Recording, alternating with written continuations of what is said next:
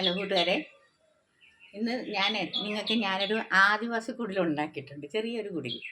അത് നിങ്ങൾക്കൊന്ന് പരിചയപ്പെടുത്തി തരാവേ. ഒന്ന് നോക്കിക്കേ, ഇതെങ്ങനെയുണ്ടെന്ന് നോക്കിയേ. എല്ലാവർക്കും ഇഷ്ടമായോ? ചെറിയൊരു കുടിലാണ്. ഇഷ്ടപ്പെട്ടൊന്ന് നോക്കിക്കേ എല്ലാവർക്കും ഇഷ്ടപ്പെട്ടോ? ഞാൻ എങ്ങനെയാണ് ചെയ്തേക്കുന്നത്? വെറുതെ കുറച്ചൊരു കുപ്പി മട്ട മുറിച്ചിട്ട് അതിൻ്റെ മീതെ കുറച്ച് ചകിരി വെച്ച് പശ കൊണ്ട് ഒട്ടിച്ച്. ഇതെന്താണെന്നറിയാവോ? ഇത് നമ്മുടെ ഒരു വെഡ്ഡിങ് കാർഡ് ഇവിടെ കിടന്നാണ്. അത് മുറിച്ചിട്ട് ഇങ്ങനെ ഒന്ന് വളച്ചെടുത്ത് ഒട്ടിച്ചിട്ട് അതിൻ്റെ മീതെയും ഞാനും കുറച്ച് ചകിരി ഇങ്ങനെ പീസാക്കി എടുത്തിട്ട് വെച്ച് അതിൻ്റെ ചുറ്റിനും ലെവൽ ചെയ്ത് വെച്ചതാണ്. ഇതിൻ്റെ മുകളിൽ എന്തെങ്കിലും വെക്കണമെന്നുണ്ടോ? പിന്നെ വേണ്ടല്ലോ, കുടിലാകുമ്പോഴത്തേക്ക് ഇതിന് വേറെ ഒന്നും വേണ്ട ആവശ്യമില്ല.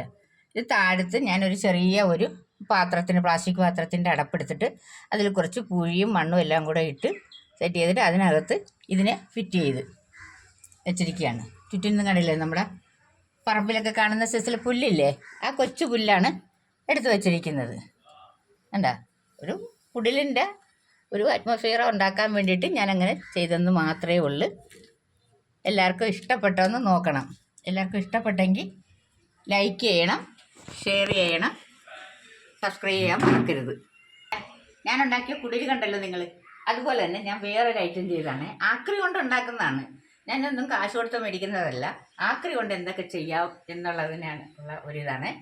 ഇത് കണ്ട, ഒരു ചട്ടിയിൽ ഒരു പഴയ ഒരു ടിന്നായിരുന്നു. അതിന് പെയിൻ്റ് അടിച്ചിട്ട് അതിനകത്തേക്ക് ഞാൻ ഈ പോത്തോസ് വെച്ച് കൊടുത്തതാണ്, മഞ്ജുള പോത്തോസ്.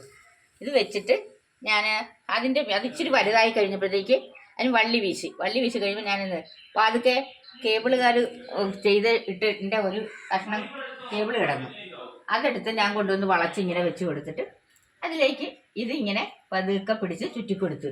ഇപ്പോൾ ഏകദേശം അത് ഒരുവിധം കിളുത്ത് നല്ല ഇതായിട്ട് വന്നിട്ടുണ്ട്. കണ്ടോ? ഇതിങ്ങനെ ഒരു 2-3 ലെയർ ആയി കഴിയുമ്പോൾ കുറച്ചുകൂടെ ഭംഗിയായിരിക്കും. അത് കുറച്ചുകൂടെ വലുതായി കഴിയുമ്പോൾ ഞാൻ നിങ്ങളെ കാണിച്ചു തരാം. ഇതൊക്കെ വളരെ നമുക്ക് ഈസി ആയിട്ട് ചെയ്യാൻ പറ്റുന്ന, സമയം പോയി കിട്ടും.